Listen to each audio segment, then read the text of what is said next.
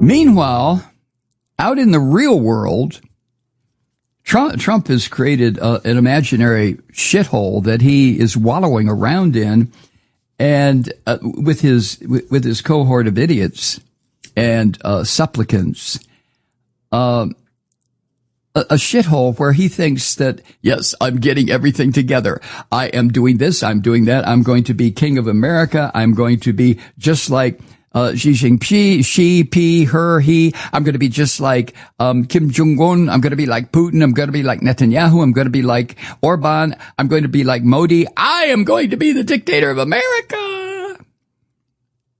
Well, while he's playing with himself with that dream, China's President Xi Jinping has convened, I mentioned this yesterday, this huge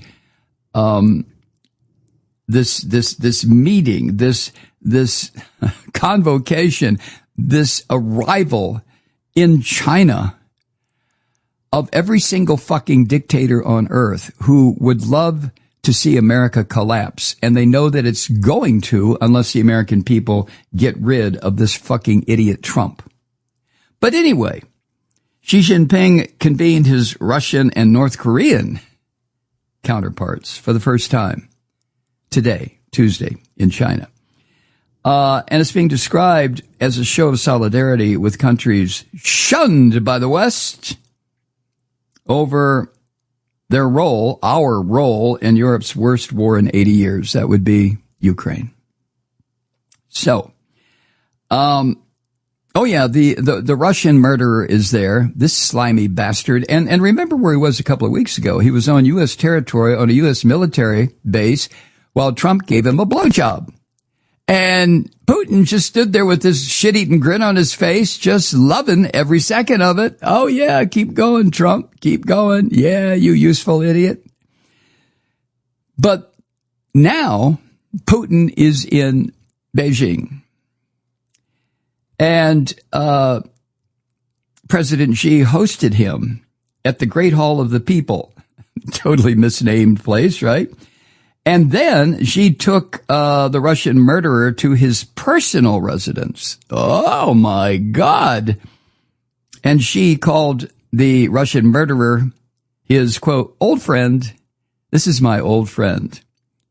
My old friend Vladimir Putin, who murders people, who orders young people to be beheaded, who has his troops rape 12-year-old girls, who slaughters people, civilians, in Ukraine. He is my old friend. Well, a few hours after that, guess who showed up?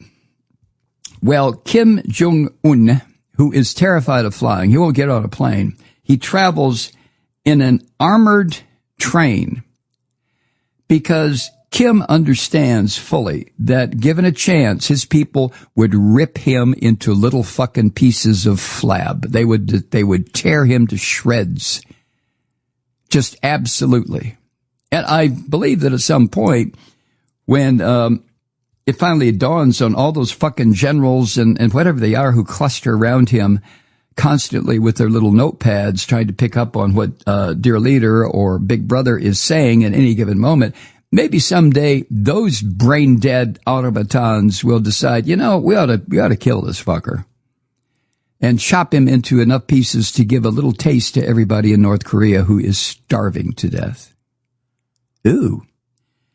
But anyway, Kim Jong-un arrived on his armored train loaded with military and machine guns and RPGs and all kinds of shit. And Kim was spotted by a witness who told this to the Reuters news agency. North Korean state media confirmed that their dear beloved God on earth, Kim, had arrived. And the North Korean state media showed his little daughter accompanying him. Her name is Kim Ju-ai. Yeah, little Kim. Yeah.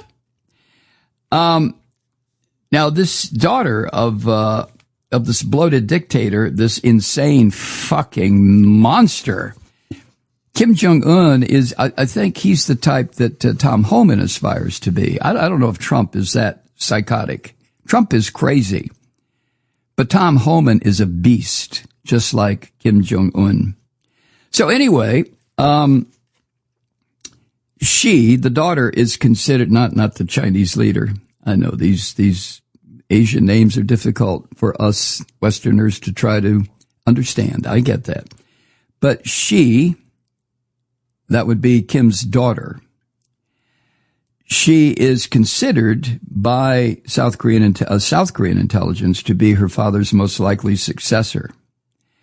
And apparently this trip accompanying her killer father was his daughter making her international debut after years of being seen next to Kim at domestic events.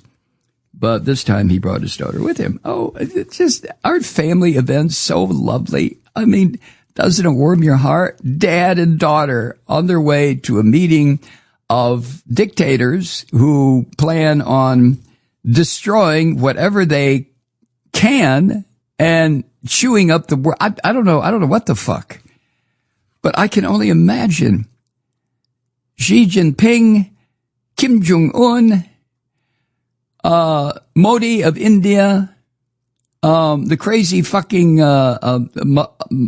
Ayatollahs or whatever the hell they're called from Iran. The only person missing is the Israeli dictator. But I digress.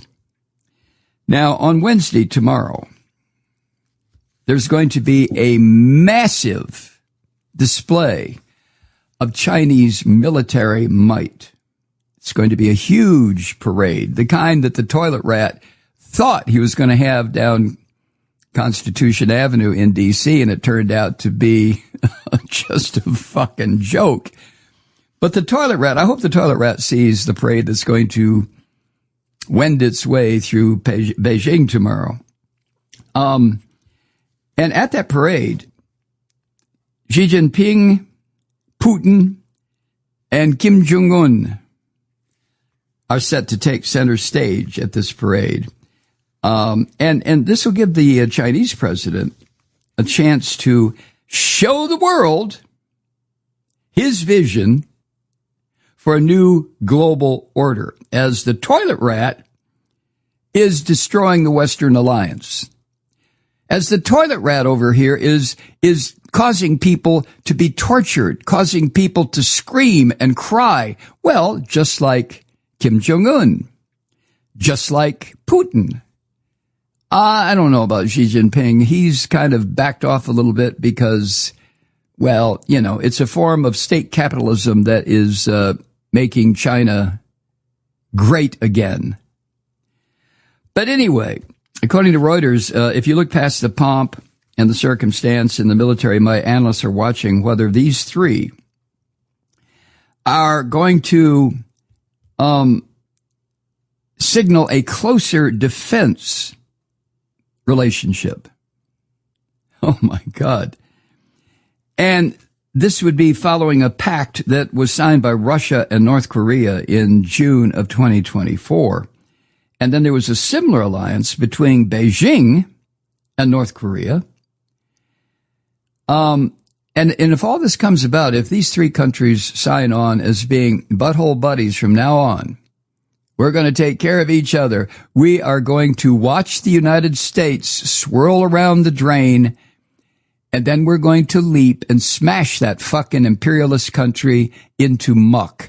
And we know it's going to happen because look at the asshole that's leading them. Can you believe that? Donald fucking Trump. And of course, Putin and Xi Jinping high-five each other every time they cross paths because they realized that they were instrumental in helping the toilet rat ascend to this position of power that he has now. They're just ecstatic. That's what this is. That's part of what this gathering in Beijing is. It's a celebration of what they have done where it concerns the next step in destroying us. Oh, my God. So, any kind of agreement, even the fact that all these people are there is a kick in the nuts to the toilet rat. Of course, he doesn't understand that because he is the most ignorant savage ever to operate in the presidency. But he's talked about, the toilet rat has, over the past several years about his wonderful, beautiful, close relationship with these three monsters. Oh, yes, I love them. Well, he does. But at the expense of the United States. His love affair with these dictators, these murderous thugs, is exactly what the toilet rat wants. He wants into the club, that's all. And he realizes that he's sitting atop a fading democracy. And if there's one thing the Chinese, the Russians, and the North Koreans don't want anything to do with, it's this goddamn democracy shit. So the toilet rat is just sucking up to all three of the, I want to be in, let me in, me. I'll come over to Beijing and build a golf club, course, something. Well, it's going to be a blow to the toilet rat when these three adversaries of the United States, and they are, I don't care what your politics are, left, right, middle, upside down, sideways, it matters not. They are adversaries of the most serious kind of the United States. You know, the planet we live on is holding its breath. Gaia, living planet, is holding its spiritual breath. Because Gaia understands how close we are, how very close we are to an end of everything that has transpired by and with humans since we first crawled up out of the slime. So Gaia is just like, whew, I wonder what's going to come next. Anyway, it'll be a blow for Trump, who has done nothing but talk about his close relations with all three leaders. And I think we're past the first day of the toilet rat's second administration when he was going to end the war in Ukraine, the slaughter in Ukraine, the murder in Ukraine, the destruction, the invasion. And, of course, Putin just let him talk. Putin is going to continue to send missiles into every goddamn city he can reach in Ukraine. Meanwhile, the toilet rat is back here in the United States trying to arrest gardeners and people who clean the swimming pools and people who work in the restaurants. He's a real mensch, isn't he, huh? He's going to get all of them. Yes, sir. Meantime, the rest of the world is organizing to take his fucking ass apart. Just take him apart. The problem with that is they will take apart this country with him. Hi, Truth Seekers. Mike Malloy here. You know, the Progressive Voices Network brings you commercial-free commentary from today's leading progressive radio hosts and pundits, like me, Mike Malloy, 24 hours a day. I'm not your typical old guy from the 80s or the 90s talk radio host, and Progressive Voices is not your typical talk radio network. It's a listener-supported nonprofit with no corporate control whatsoever over our broadcast. So hosts like me, Mike Malloy, are free to rant and scream and carry on about whatever we like. We're often controversial, but we're never boring. Weeknights, 9 p.m. in the East, 6 p.m. in the West on the Progressive Voices Network. Always progressive, always on. I'm Mike Malloy. Keep it lit.